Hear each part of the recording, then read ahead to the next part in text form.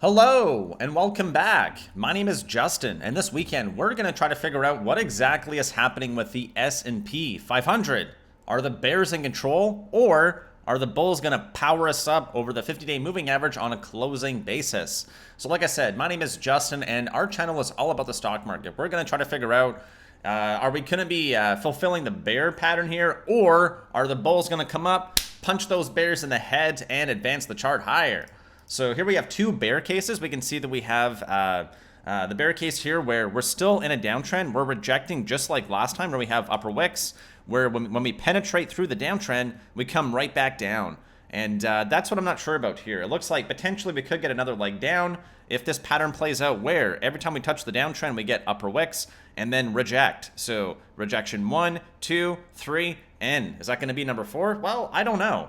Looking at it a little bit more simply, we can look at this pattern right here, clearly a head and shoulders. So until this pattern gets invalidated, we are technically below the 50-day moving average with a head and shoulders pattern. However, the bulls still got the win. So this is from the seasonality chart. So I'm looking at something like this, where we have a W, and until proven otherwise, this pattern is playing out. We have until roughly the end of this week, which is roughly the 15th, to actually get to that apex where we're going to meet the 50-day moving average and the uptrend here. I also have a pink line drawn inside, which tells me that if we are going to fulfill the bear thesis, meaning that we're going to take a leg down, I think that there is still potential where we could trap, right? This could be a bear trap. So I really don't know, which means that we have to just make sure we know what the bull and bear case is for this week ahead, because honestly, we don't know, right? We never know which way the charts are going to go. But in technical analysis, what we like to say is that the trend is your friend. And until proven otherwise, we respect the trend. So again, not entirely sure. Let me know in the comment section as you're smashing that thumbs up. Do you think we're bullish? Do you think we're bearish? And let's go forward. All right. That is it. We got two more quick things I want to go through here. We're going to have a look at our show schedule, and then we're going to move forward. What do we got here? Well, Goldman Sachs is undeterred, right? Goldman Sachs sees a big fourth quarter with a 9% S&P gain from here, right? Already got 2% under our belt. They released this Monday night. So we're going to circle back and have a look at this a little bit later. And then finally here, stock market on comeback trails heads into what's supposed to be another stellar earnings season. So the bulls got the juice, but I'm noticing a whole bunch of bear motivation on the options chain. So maybe an easy way to simplify this would be, who do you guys think is right? Is it Goldman Sachs or is it Morgan Stanley? So what I noted was this. Let's go through here and just have a look. Where's Mr. Mike Wilson, right? Mr. Mike Wilson. Maybe not this one. There we go. So easy way to summarize this, right? This is on Monday night. So again, what's really interesting about this is that this note was released before we had economic data, non-farm payroll, or a lot of the other data that really moved us this week. So, right, Goldman's chief U.S. strategist, David Kostin, said in a note to clients that his year-end S&P 500 price target for 2021 is still 4,700, which is 9.3% above the index closed Monday. Our year-end 2021 target of 4,700 implies a 9% gain from the current level and ranks in the 83rd percentile of fourth quarter returns since 1928. Kostin said in the Monday evening note, "It's very interesting the date they released this to. The second time we closed below 430, or this 445 straddle we've been watching really close, that's when they released the note. Oh, we're at risk of paying out. Send out the troops. Send out the note, David. Tell everybody that we're still right. We're still going higher." On the flip side here, Kostin is one of the most bullish strategists on Wall Street with the second highest target in CNBC's Market Strata survey. The highest target is from BMO, but strategists from several other major shops, including Morgan Stanley's Mike Wilson, have price targets of just 4,000. As we have a look at the options chain, we're going to see this fighting on the tape. So who do you guys think is right? Is it GS or is it MS? And as we go into this earnings season where both of those companies are going to be reporting this week, maybe we want to see who has been making more money, right? Who should we trust? I have a suspicion it's going to be Goldman Sachs. So that's an easy way to summarize it, right? 9% higher, 4,700. That seems pretty nice. And we got the note here that this is supposed to be another stellar earnings season. So we got the banks reporting this week. And I believe we got half of the NASDAQ 100 reporting by the end of the month. So let's go through that calendar events and just pop over and have a look at that really fast here. So it doesn't really pick up until the later part of the week on Thursday, where we see Bank of America, JP Morgan reports on Wednesday morning with BlackRock, but I really think things kick off on Thursday, where we have BMO. We got Bank of America, we got Wells Fargo, we got Citigroup, we got Morgan Stanley, and then we got Goldman Sachs on Friday. So again, who's going to win? Goldman Sachs, Morgan Stanley? I got a feeling it's going to be Goldman. Why? These guys run Wall Street. I got a feeling they're going to be right. All right, let's go through here really fast. How long has it been? It's about 5 minutes. All right. Here is our show schedule. So really fast, I'm just going to reiterate where I think we're going to be going for the week ahead. And yes, please smash that thumbs up. And then we're going to go through the S&P charts and then wrap up. I'm aiming for about 25-30 minutes on this video. Let's see if I can do it. All right, weekly notes. Goldman reiterates its 4,700 SPX by end of the year, and then 4,900 into next year. Seasonal chart, that is the bull thesis. Then we got the bear thesis. We got earnings season kicking off. Very important. Why? With all this talk about government debt, Evergrande, and everything, the cure for fear, right, because the market's still pretty fearful, is what? Is overwhelmingly bull conviction. That could be from new stimulus from the government actually getting passed. It could also be from the earnings season, which could justify these higher valuations. We are still very scared, right? We're scared, we're scared, we're scared. The market is not scared, though. We look at what's happened in the last 1 year when we went from neutral to fear to fear. Again, just smoothing things out to get a perspective here. In the last 12 months, it's been almost nothing but up. So if we're going to go to that higher target by the end of the year, all we have to do is more of the same. And again, we're looking for a stellar earnings season, so very, very important how things shake out into the first part of the week, the later part of the week, and beyond. All right.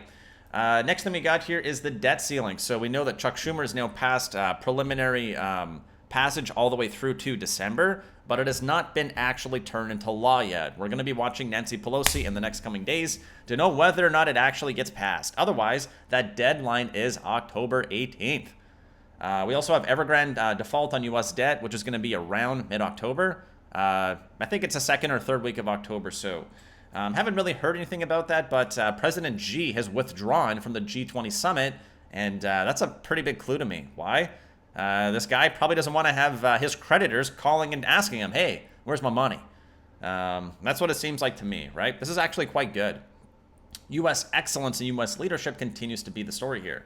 Notable events. On Wednesday, we've got CPI and FOMC minutes. That is going to be the focal point for me this week. Why? It's the biggest data point we're going to get. We had non-farm payroll on Friday, and even though it was a miss, all the talking heads were basically saying that this is good enough for the Fed's mandate to actually start tapering. And the Fed fund futures rate is already baked in a rate hike at the end of 2022. That is currently the timeline that we are looking at, starting in end of 2022 and going through to 2023. What I would note here is just that we got a mixed bag. So the previous report was revised up. This report is a miss, but this is what I'm really watching here. The unemployment rate is now ticked below 5%.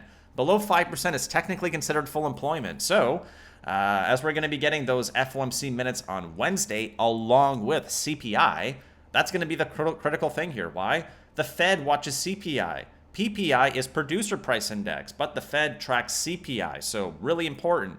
And just looking to see whether or not there's any dissents or everyone's falling in line for the last meeting. Banks kick off earnings on Thursday. And then we got monthly OPEX on Friday. So the second part of the week is very important. That's done. And then number 4 focus is, again, we still have that 445 straddle, the implied volatility. That's either 460 or 430. And it's important.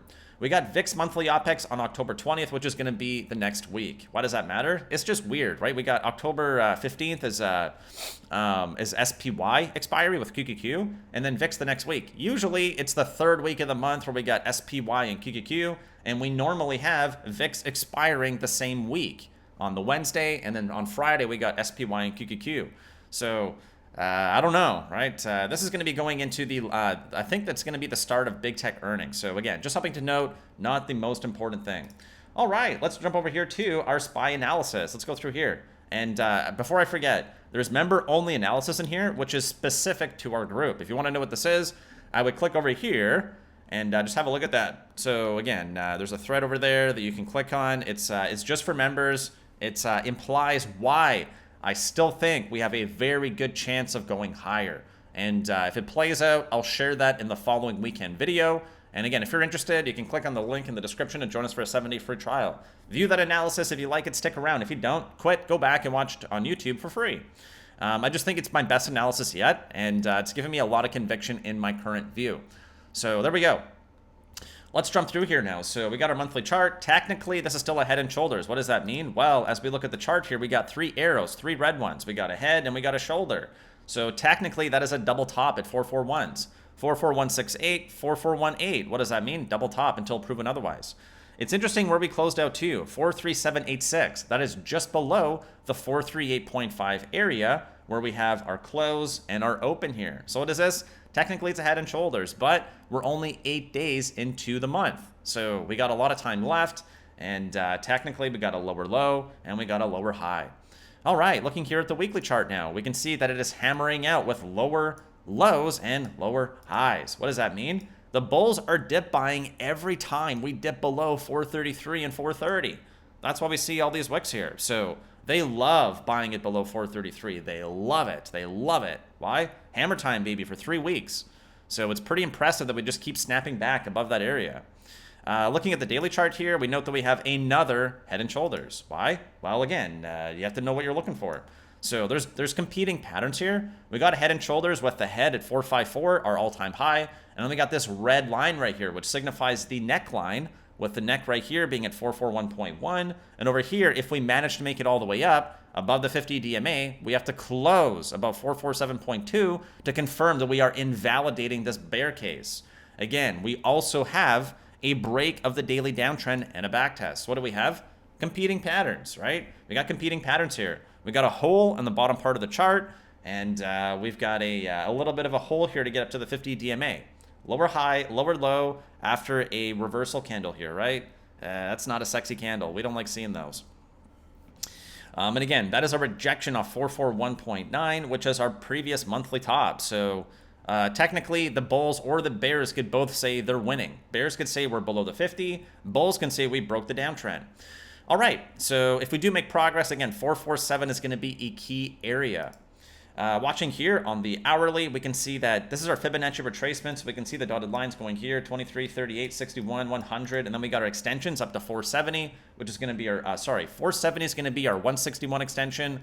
And 500 is going to be our 261 extension, which corresponds with Goldman Sachs' targets. So they're looking for 4,700 into the end of the year. And then we're looking for 5,000 into the end of the year. What does that mean? It means if we don't break to new lows, this Fibonacci retracement and extension should play out. We can also note here that we are dancing between the dotted lines. We got the 50% right here and the 38% right here. That corresponds with the green line roughly and the pink line. So what did we do? We got over the 38% retracement, made it up to the 50 and 441, then we lost it, and now we're roughly back testing it. What does that mean? If we slide into here, we're going to be testing this 436 monthly low one more time, roughly filling the gap and then advancing. So it's really important where we land on Friday.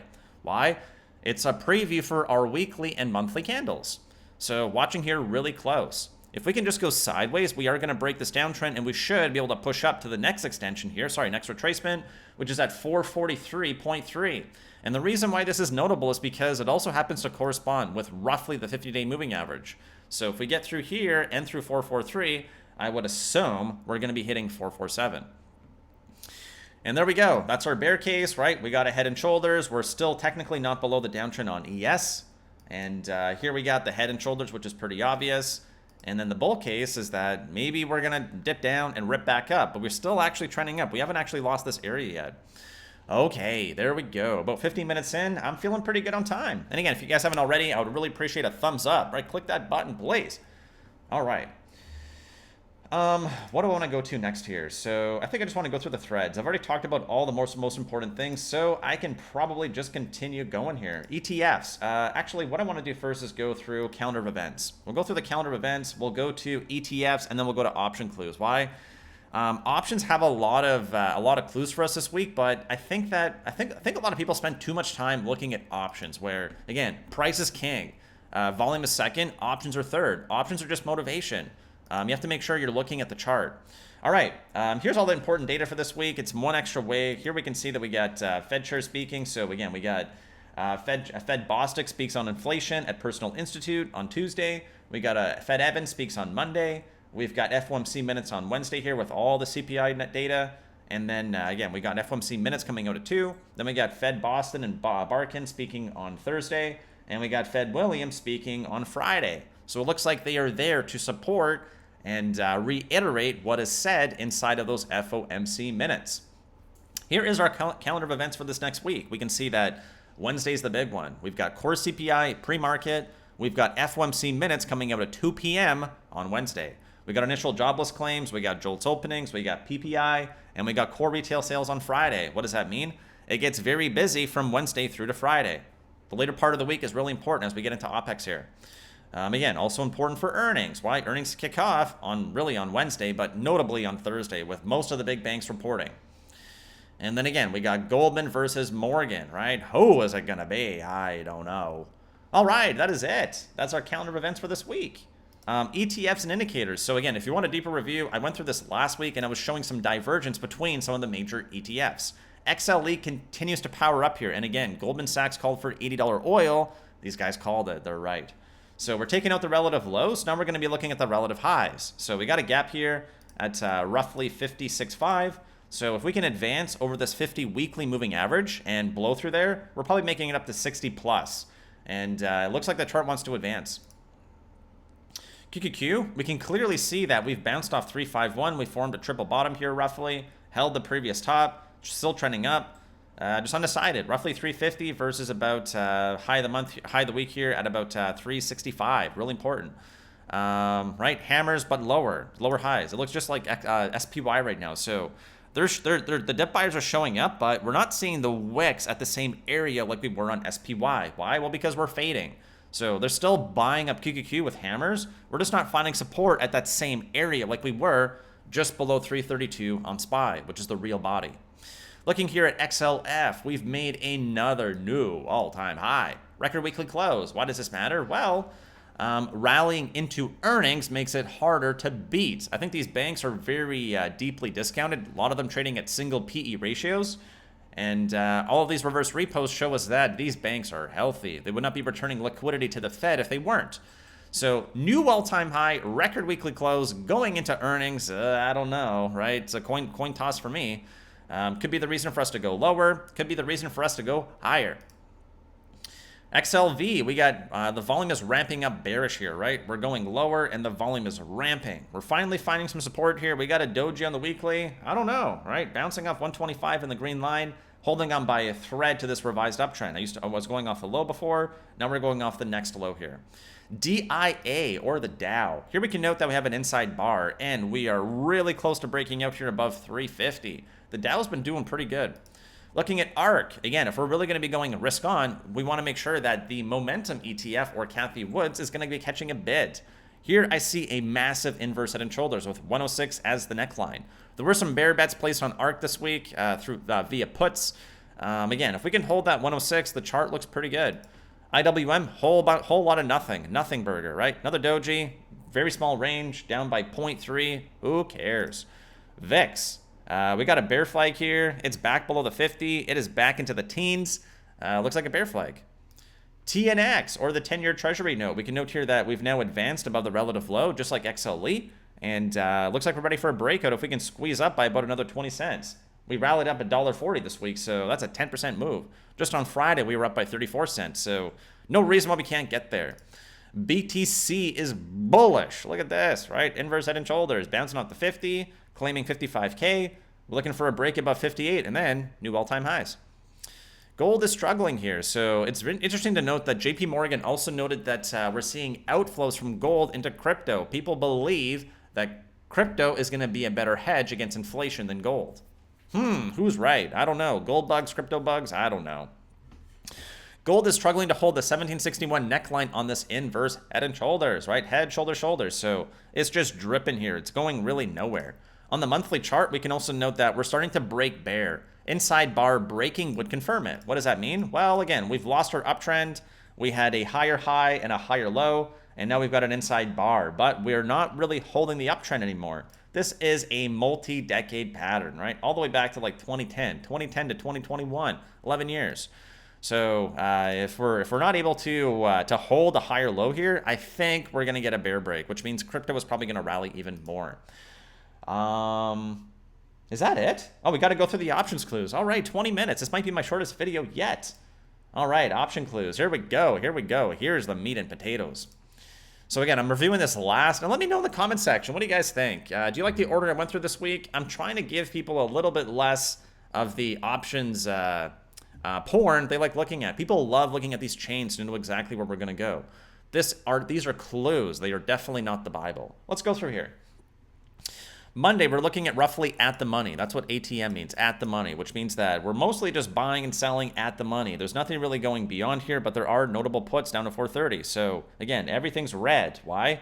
Huge move into Friday, and then closing roughly flat or down by about 80 cents means that both sides got burned.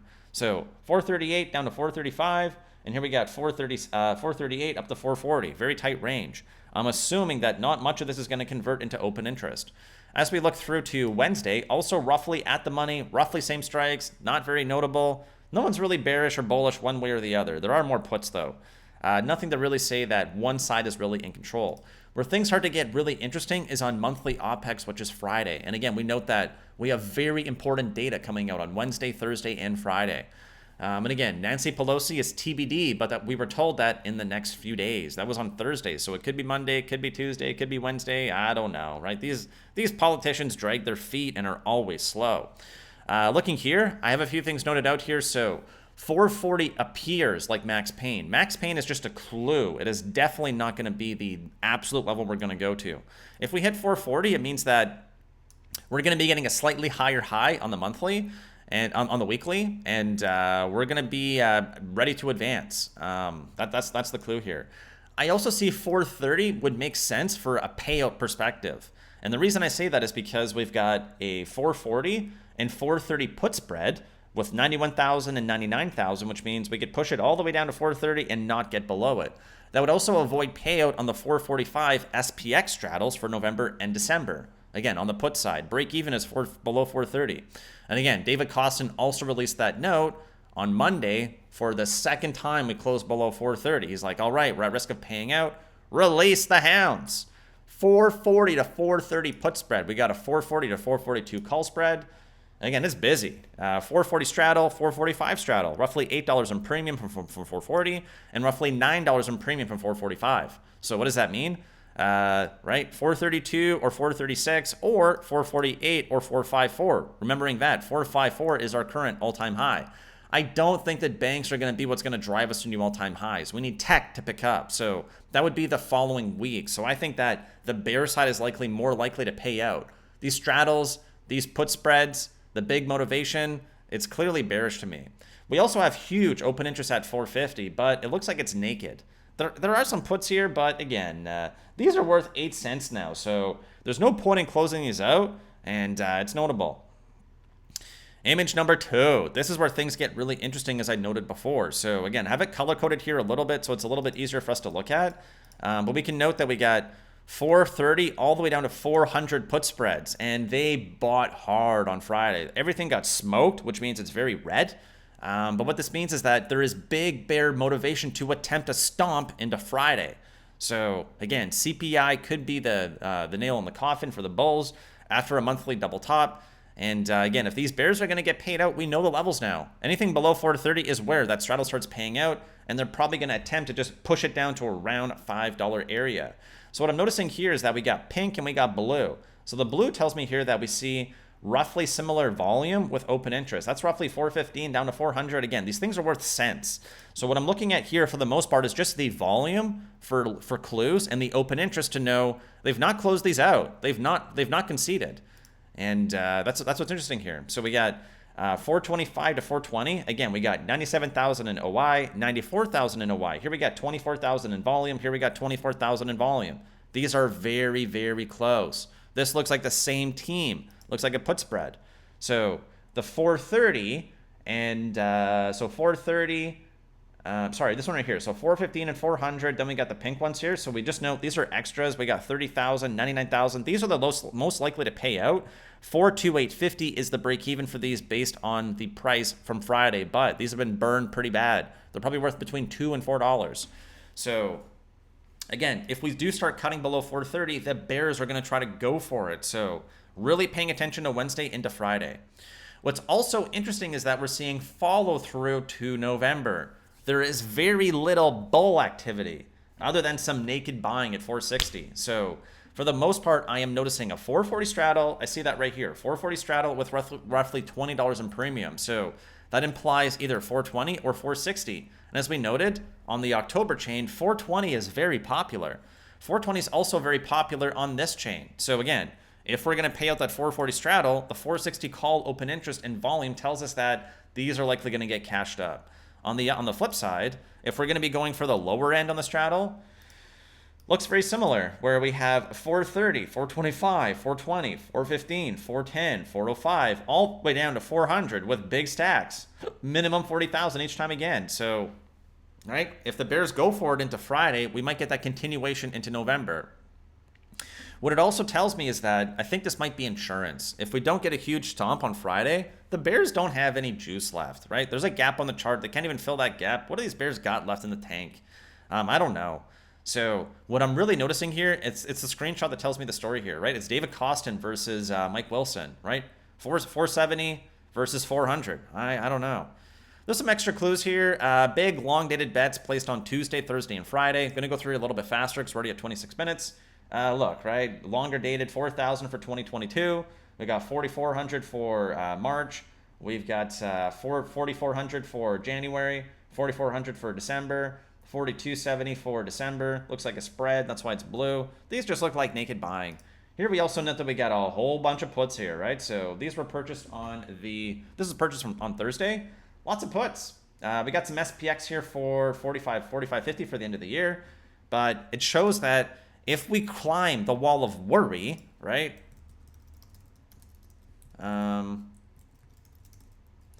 So Goldman Sachs stuck to its bullish year-end forecast earlier this week, predicting stocks would start to climb the wall of worries, and they did. So we're just looking for continuation if Goldman's right, and that means that all this put premium is going to go to the bulls, right? They're going to collect it. Usually going to be Goldman Sachs, and they're going to say, "Thanks for the premium. Thank you for the prem."